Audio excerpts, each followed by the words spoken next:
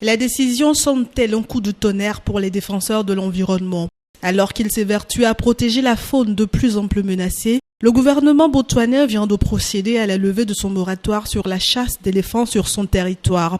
C'est dire que moins de 400 éléphants pourront désormais être tués chaque année en vertu de permis accordés par les autorités. Le comble, selon les défenseurs, est comme pour se justifier, on avance les difficultés de contrôle d'une population grandissante de ces pachydermes dont les répercussions se feraient sentir sur l'agriculture. La conservation est dans notre ADN. Nous n'avons jamais été téméraires et nous ne le serons jamais. Je veux donc maintenant que le monde comprenne bien que notre responsabilité en matière de conservation n'a pas changé, mais que notre responsabilité envers notre peuple n'a pas changé non plus et que nous devons faire en sorte qu'il fasse partie de la solution.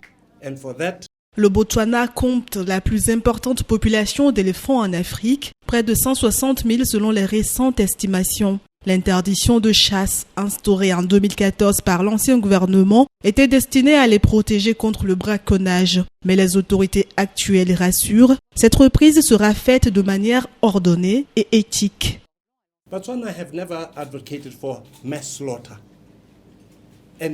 Le Botswana n'a jamais été en faveur d'un abattage massif et cela n'arrivera jamais au Botswana. C'est pourquoi nous avons consacré 40% de notre pays à la conservation. Zone de gestion de la faune, réserve forestière, parc, c'est l'engagement et le sacrifice que le Botswana a fait. Le braconnage constitue la principale menace qui pèse sur les pachydermes dont les défenses se vendent à prix d'or. En 2018, l'ONG Éléphants sans frontières avait alerté sur une vague de braconnage au Botswana et recensé au même moment environ 90 carcasses d'éléphants entre juillet et septembre.